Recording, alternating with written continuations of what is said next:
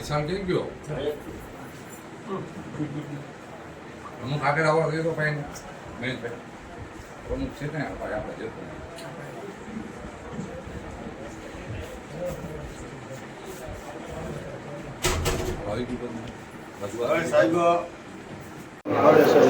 શું પ્રશ્ન છે આજે મામલતદાર ઓફિસમાં રજૂઆત કરવા માટે અપાયો છે?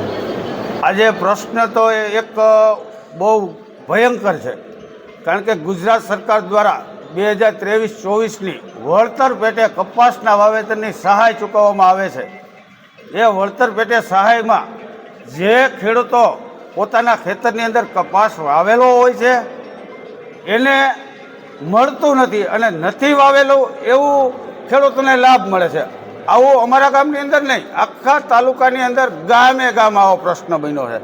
જેને કપાસનું ધિરાણ લીધેલું છે સહકારી મંડળી અથવા બેંક મારફત, એમાં કપાસનું વાવેતર બોલે છે, શાકપત્રની અંદર પણ કપાસનું વાવેતર બોલે છે, અને પંચાયતના તલાટી મંત્રી અથવા ગુજરાત સરકારની એજન્સીઓ મારફત જે એન કેન પ્રકારે ડ્રમથી કે સર્વે કરવામાં આવેલ છે, એમાં ભાજપના કહેવાતા અમુક આગેવાનો દ્વારા એના મળતિયાઓને બેસાડી ગ્રામ પંચાયતની અંદર જે પાણીપત્રક બનાવવામાં આવે છે એ પાણીપત્રકમાં ઈરાદાપૂર્વક બાદબાકી કરેલા છે, જેથી કરીને ખેડૂતો આજે જેતપુર તાલુકાના મામલતદારશ્રીને એક આવેદનપત્ર આપવામાં આવ્યું છે, અને બની બેઠેલા કિસાનના નેતાઓની દિબંગ છાપ ધરાવતા આજે ખેડૂતોની ઉપર મુસીબત આવી છે. ત્યારે એ ક્યાં ખોવાઈ ગયા છે એ ધારાસભ્ય? ઓમ કહેવાય છે કે અમે ખેડૂતના મસીહા છીએ, ઓમ કહેવાય છે કે અમે ખેડૂતના પ્રશ્નો માટે દિને રાત અમે અમારો પરિવાર માની છીએ જેતપુર વિધાનસભાને, તો આજે એ ધારાસભ્ય ક્યાં ખોવાઈ ગયા છે? ખેડૂતોમાંથી જે પારિવારિક સંબંધ નિભાવવાની ભૂમિકા આવે, જ્યારે ખેડૂતોને જરૂર પડી છે ત્યારે એ ધારાસભ્ય કોઈ એની સરકારની અંદર રજૂઆત નથી કરતા. એટલે અમારે આજે ના છૂટકે મામલતદાર ઓફિસને એક આવેદનપત્ર આપવામાં આવવું પડે છે. આવેદનપત્ર આપવા માટે ગામે ગામથી ખેડૂતોને બોલાવવામાં આવે છે, તો ખેડૂતોની ઉપર પણ એક ધાક ધમકી ભર્યો મેસેજ મોકલે છે એના એન કેન પ્રકારે એના માણસો મારફત, કે કોઈને જેતપુર તાલુકાના મામલતદાર ઓફિસે આવેદનપત્ર દેવા જવાનું નથી. આ કોઈ રાજકીય પાર્ટીનું આવેદનપત્ર નથી.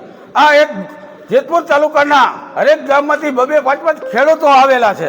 આજે અમે કોઈ પાર્ટીનો કે કોઈ વ્યક્તિનો અમે રજૂઆત કરવા આવતા નથી, આમ આદમી પાર્ટીની કે કોંગ્રેસની. આજે અમે એક ખેડૂતના દીકરા છે. ખેડૂતલક્ષી યોજના અને ખેડૂતને લાભ મળે એ માટે જગતનો તાત જ્યારે રૂઠે છે ને, ત્યારે કેન્દ્રની શું ગુજરાતની શું તાલુકાથી માંડીને સ્વયંભૂ એની જગતનો તાત રૂઠે ને ત્યારે ખુરશીના પાયા ડગમગાવી નાખે છે. આ એ ખેડૂત છે જેને જગતનો તાત કહેવામાં આવે છે. પણ આ ભર નિંદ્રાની અંદર સૂતેલી આ ભાજપની સરકાર ખેડૂતની પણ નજર નથી લેતી.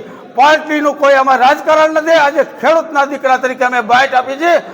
ઇલેક્ટ્રિક મીડિયા, સોશિયલ મીડિયા અને પ્રેસ મીડિયાના મારફતથી અમારી બાઇટને અને અમારી આ ગુજરાતની સૂતેલી સરકારની અંદર, ગુજરાતના સૂતેલા કૃષિ પ્રધાનની અંદર આ રજૂઆત જાય એવી અમે આપ સૌની પાસે અપેક્ષા રાખી છે.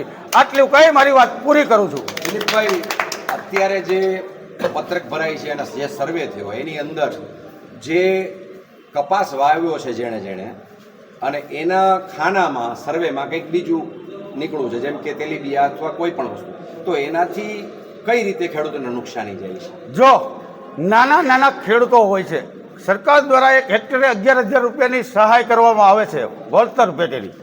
હવે મારો ખુદનો દાખલો દઉં છું, હું બીજાના એક્ઝામ્પલ નથી આપી શકતો, કે મારે 15 વીઘાનો કપાસ ઓલરેડી છે, તો મેં જે લીધું છે પાક ધિરાણ એ કપાસનું છે.